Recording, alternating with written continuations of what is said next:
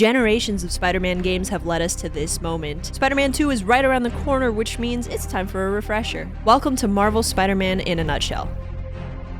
Peter Parker, Parkers. In this game is an older Spider-Man in his mid-20s, single, who lives on the brink of unemployment and eviction. Ah, yes, the average millennial, zipping through the streets of New York City, fighting bad guys, making corny jokes, being late to everything. It's just another day in the life of Peter Parker. Right away, we're introduced to some classic villains like Wilson Fisk, that guy that dresses up as a rhino, Electro, and of course, we can't forget Dr. Octavius. Big win for Spidey here, finally locking up Gru and his minions. Idiots! I'm the one who kept order in this city!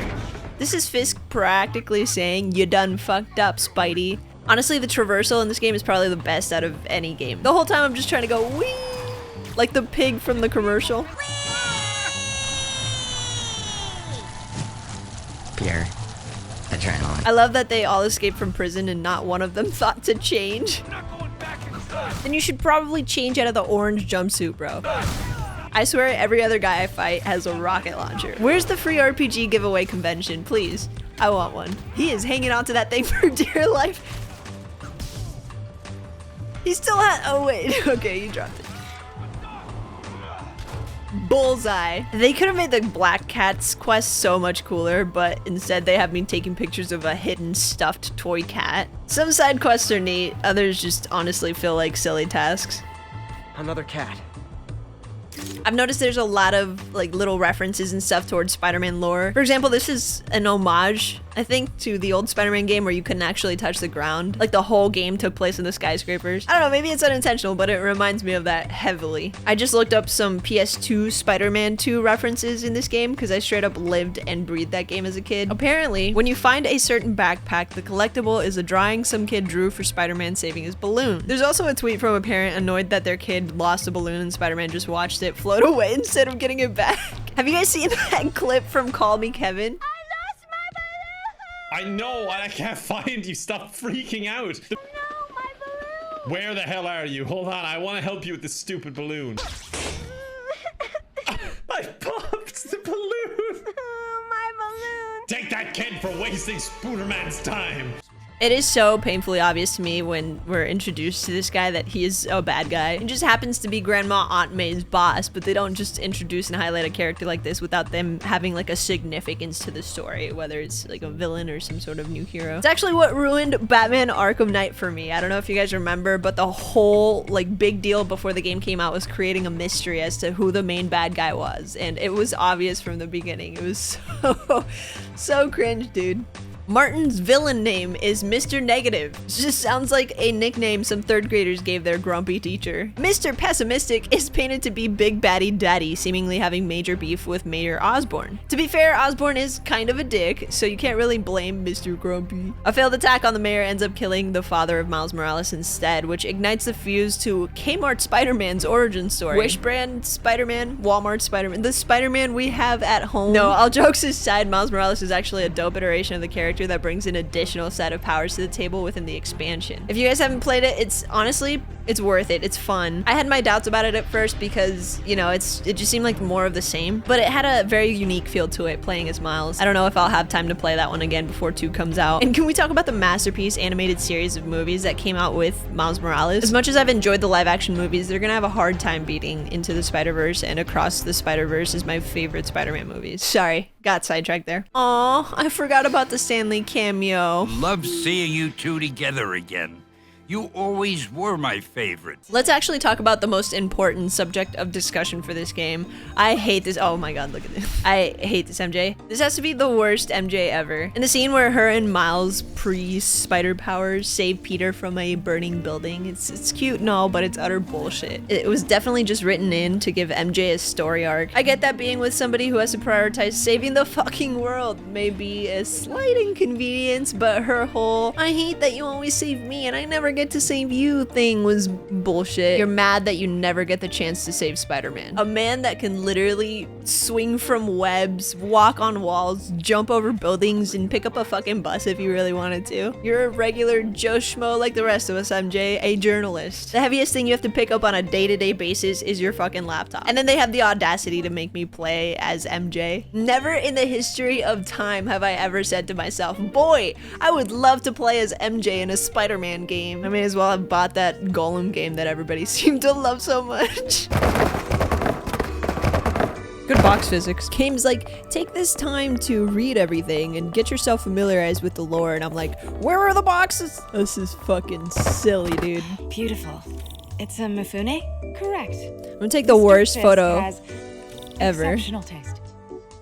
Imagine you're expecting your gallery to be shown off by these wonderful pictures in an article, and then all of a sudden...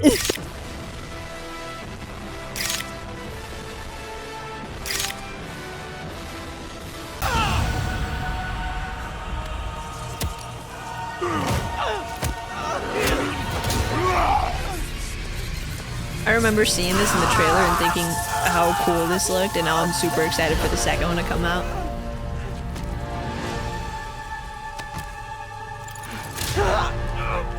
Oh yeah, this was the big twist. He was behind everything all along.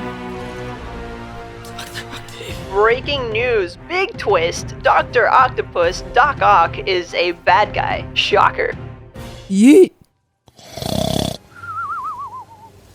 Wake up, Spidey. He collected so many villains you would have thought this was a ShamWow commercial. This is Shocker, Vulture. But wait, there's more. Mr. Negative, Rhino, and Scorpion. It's like the anti-Avengers. And they banded together to unleash COVID onto New York City.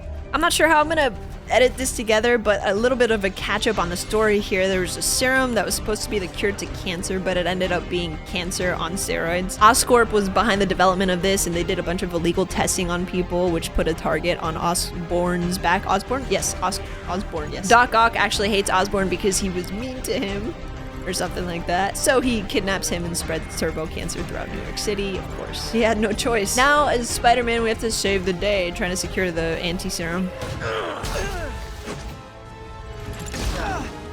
Yikes, dog. He's getting his ass beat.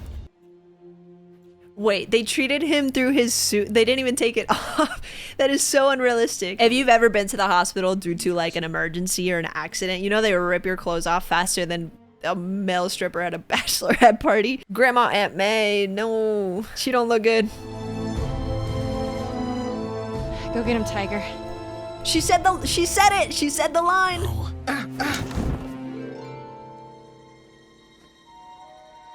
Aw, shit. Here we go again.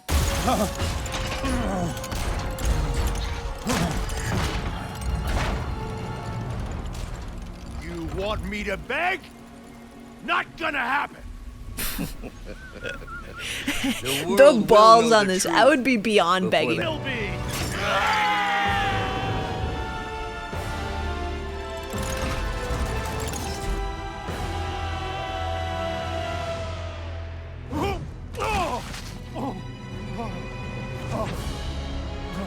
That looks so cool. They did such a good job with the cinematics in this game.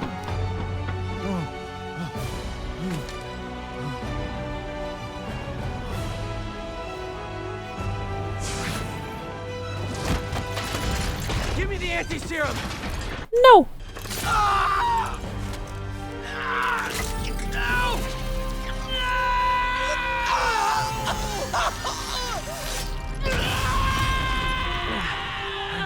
This sucks. What a horrible decision to have to make.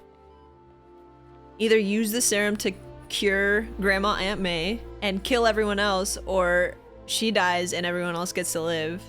I am so proud of you. And Ben would be too. She knew the whole time. All the people you've saved. I don't know what to do. Yes, you do.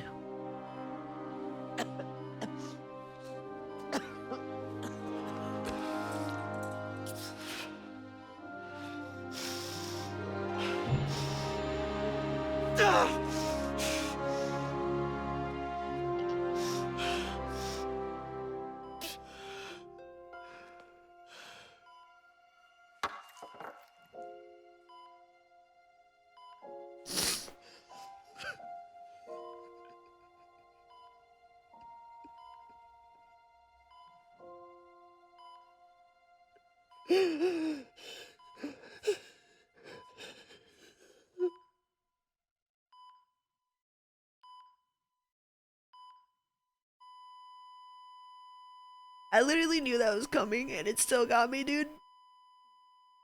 You can always stay at my place. Only if you want to.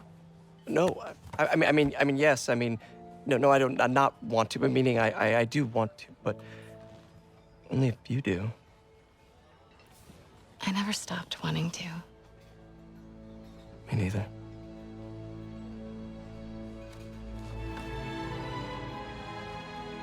Weird things have been going on. Like physically. I think it's better that I just I show you. No. Okay, so It's pretty weird, right? this is what always confused me about this scene. Not that weird. Look at their reaction. These are like the most disingenuous reactions from both of these characters. If I was Peter, I would have been like, there's more of me? Like, what? How did you get this? Like, you know, just asking all these questions, being mind blown. And on Miles' part, like, he didn't know Peter was Spider-Man before this, and he was just like, yeah, you're on the wall too, cool. I will find a cure. I will. I love you, son.